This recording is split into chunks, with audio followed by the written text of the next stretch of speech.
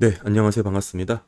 오늘도 시장 한번 살펴보도록 하겠습니다. 어제 중요하게 살펴봐야 될 수치들이 좀 발표가 됐죠.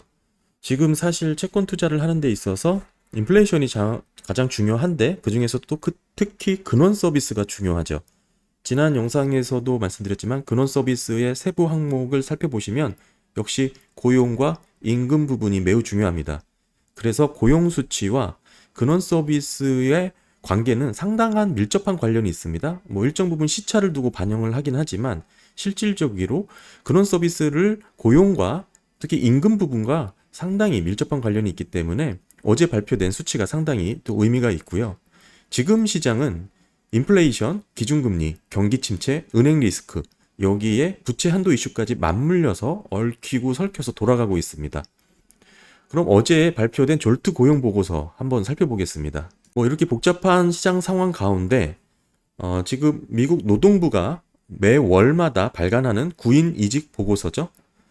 채권 투자에 있어서 매우 긍정적인 결과가 나왔습니다. 결론적으로 말씀드리면 3월 채용 공고가 959만 건이 나왔고요. 전월 대비 38만 4천 건이 감소가 된 것이죠. 그게 중요한 게 21년 4월 이후에 최저 수준을 지금 기록을 한 것입니다. 여기서부터 여기까지 최저 수준을 기록을 한 것이죠. 사실상 상당히 좋은 결과가 나왔고 이게 채권의 시장에서 어제 크게 반응을 하면서 이렇게 견인한 그런 주요 원인 중에 하나입니다. 지금 TLT 차트인데 상당히 어제 중요한 지점에 있었다고 말씀을 드렸는데 역시 지금 졸트 보고서로 인해서 좋은 흐름을 계속 좀 이어가고 있고요.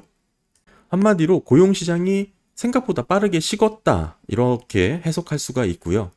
물론 고용시장은 두 가지를 크게 중요하게 보셔야 되는데 고용과 실업이죠. 이제 고용 부분에 있어서는 어느 정도 의미 있는 수치가 나왔으니 나머지 하나 실업까지도 한번 살펴봐야 됩니다. 그래서 사실 의미 있게 봐야 될 수치가 5월 5일 금요일에 발표될 내용들이 많은데요. 비농업 고용이라든지 실업자 부분 또는 실업률, 임금 상승률 등의 수치를 좀 중요하게 보셔야 될 것 같고 종합해 보면 지금 주식 시장이 견디는 것, 즉 위험 시장이 견디는 것은 경기 침체가 오더라도 약한 수준으로 올 것이다. 지금 여기서 빠져봤자 얼마나 빠지겠냐, 이런 기대를 갖고 있는 겁니다. 그런데 이런 기대는 단 하나 조건이 필요합니다. 실업이 증가하지 않는다는 조건이 필요해요. 그래서 모든 근거에 이 실업률이 증가하지 않는다는 근거가 뒷받침이 되어야 됩니다. 실업이 증가한다는 곧 경기 침체를 뜻하는 것이죠. 그리고 어제는 마무리될 것만 같았던 은행 리스크, 퍼스트 리퍼블릭 은행이 지금 일단락 되는 것처럼 보였죠. 그런데 사실 다음 은행으로 전이가 되고 있는 모습이 나타났습니다. 퍼스트 리퍼블릭 은행 이후에 백웨스트라든지 웨스턴 얼라이언스 등이 상당히 큰 폭으로 주가가 하락했고요. 백웨스트는 25% 이상 떨어졌죠. 그리고 메트로폴리탄이라든지 코메이칸, 자이언스 은행 등등도 사실 하락세가 두드러지게 나타나고 있습니다. 지금 은행 리스크는 약한 고리를 찾아서 지역 은행들 위주로 타겟이 되어서 지금 이전되고 있어요. 이런 은행들의 주가가 계속해서 하락하고 있고요. 더불어서 여전히 은행들의 자금이 MMF로 빠르게 이동을 하고 있고 이 MMF는 한도치까지 연준의 역레포로 옮겨가고 있습니다. 은행 리스크, 은행들의 부실 문제는 해결된 게 아니에요. 이 보시는 차트는 글로벌 금융위기 시 약 150개 정도의 은행이 문을 닫았죠. 지금은 고작 4개의 은행이 문제가 되었지만 08년 위기와 비교를 해보면 자산 규모의 차이를 단번에 볼 수 있는 차트입니다. 물론 15년이라는 시간이 지나는 동안 더 많은 돈이 풀렸고 그렇기에 단순 비교는 어렵겠지만 지금 4개의 은행이 지금 문제가 되면서 시끄러운 이슈가 생겼다는 것만으로 08년 위기만큼의 자산 규모를 지금 도달했다는 것은 무시만 할 수 없는 그런 수치라고 보여지고요. 물론 조금 정확한 비교를 위해서는 전체 자산 대비 비중을 비교하는 게 의미가 있겠죠. 그런데 지금 중요한 것은 자산의 규모 자체가 당시와는 비교하지 못할 정도로 커졌다라는 점에서, 즉 이번 침체가 오게 된다면 그 정도와 강도는 더욱 심할 수밖에 없다라는 그런 계산을 쉽게 할 수 있게 됩니다. 자, 이제 이런 배경을 갖고 어제 발표된 졸트 고용 보고서죠. 이직 보고서를 살펴보면 중요한 건 2년 만에 최저 수치를 기록을 하면서 구인 건수가 감소되었다는 것은 상당히 지금 의미가 있고요. 경고할 것만 같았던 고용 시장이 이제 틈이 무너지기 시작한 것입니다. 그러니까 이런 상황에서도 사실 사람들은 보고 싶은 것만 보는 경향이 있죠. 고용 보고서 감소까지는 그래. 어디까지나 그래도 시장이 견딜 수는 있을 거야라고 희망을 거시는 것 같아요. 즉 아직 실업까지는 이어지지 않았다라는 기대를 하고 계십니다. 하지만 저는 개인적으로 너무 나이브한 생각이라고 생각합니다. 실업이 있기까지 고용의 감소는 먼저 이루어지죠. 자연스러운 수순에 가깝습니다. 정말 말처럼 고용만 줄고 그리고 임금 상승률만 감소되면서 실업은 여전히 높은 수준에서 유지되는 그 절묘한 균형을 잡을 수 있다고 생각하시는 건지 잘 모르겠습니다. 사실상 확률적으로는 지금 주식시장이 기대하고 있는 게 연준의 목표이기도 합니다. 하지만 이게 실현 가능한지는 지켜봐야 될 문제고요. 단순히 확률적인 측면에서만 놓고 본다면 상당히 어려운 확률에 기대를 걸고 있는 것이다 라고 말씀을 드리고 싶습니다. 그도 그럴 것이 이렇게 지금 고용만 줄고 임금 상승률이 감소되면서 실업이 높은 수준에서 유지되는 사례를 경험한 적이 없습니다.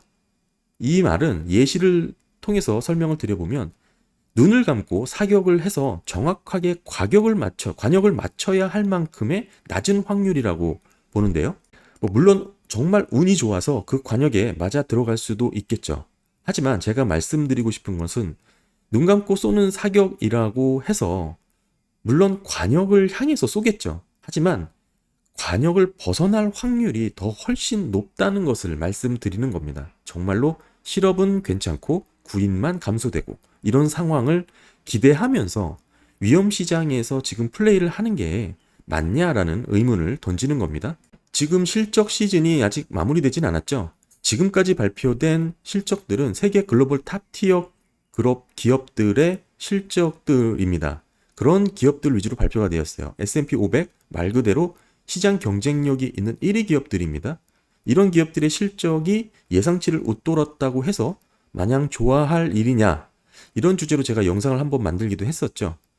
그들의 실적, 그러니까 세계 글로벌 탑티어 기업들은 현금 보유량이라든지 시장 지배력 등에 있어서 사실상 지금 일반 기업들과 비교했을 때는 차별화된 경쟁력을 갖춘 기업들입니다. 우리가 봐야 될 것은 일반 기업들, 이런 실적들까지 우리가 모두 긍정적으로 해석하기에는 지금의 경기 상황, 매크로 지수가 정말 나쁘다라는 것을 말씀드리는 거고요. 정보를 있는 그대로 해석하는 게 아니라 보고 싶은 방향만 편향된 해석을 하는 게 대부분 일반적으로는 위험시장 참여자들이 자주 하시던 패턴이긴 하죠. 지금은 여러 각도로 보더라도 주식이라든지 위험자산에 투자하는 것은 상당히 불리한 위치라고 저는 생각을 하고 있습니다. 예, 오늘은 어제 구인 보고서를 통해서 또 이렇게 채권이 또 의미있게 반응한 모습 정리를 했고요. 특별히 금요일 발표될 주요 지금 지수들 한번 정리를 해봤습니다.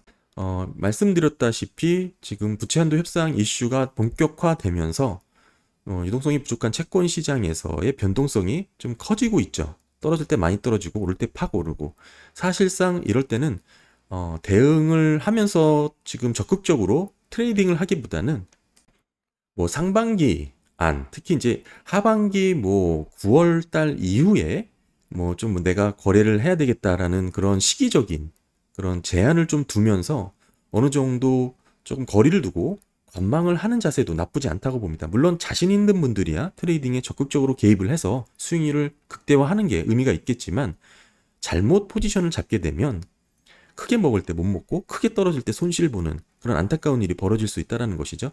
지금부터 부채 한도 이슈가 본격화되는 지금부터 정리가 되는 그 구간, 8월 달 정도가 되겠죠.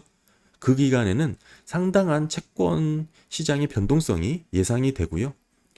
그래서 드리고 싶은 말씀은 크게 떨어질 때 너무 크게 심리적으로 흔들릴 필요도 없고, 너무 많이 오를 때 또 너무 또 조바심 내면서 거래에 대한 기대를 갖지 않는 것도 뭐 좋습니다. 평안하게 좀 지켜보시면서 실질적으로는 하반기 이후 좀부터는 그래도 어느 정도 의미 있는 안정권에 좀 들어서지 않을까 저는 개인적으로 그렇게 보고 있고요.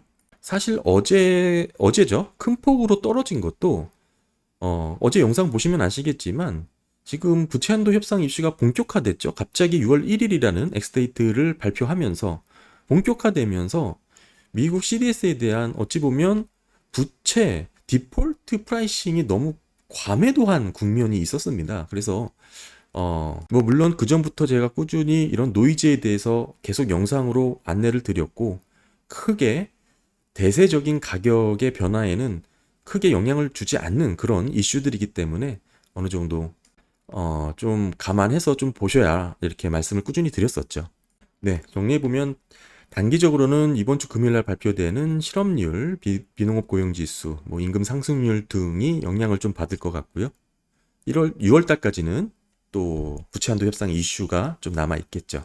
그리고 8월, 9월 가서는 본격적으로 이제 피벗에 대한 그런 부분, 그리고 그 중간중간은 계속해서 은행 리스크들에 대한 그런 변화들을 좀 체크하면 좋을 것 같습니다. 네, 감사합니다.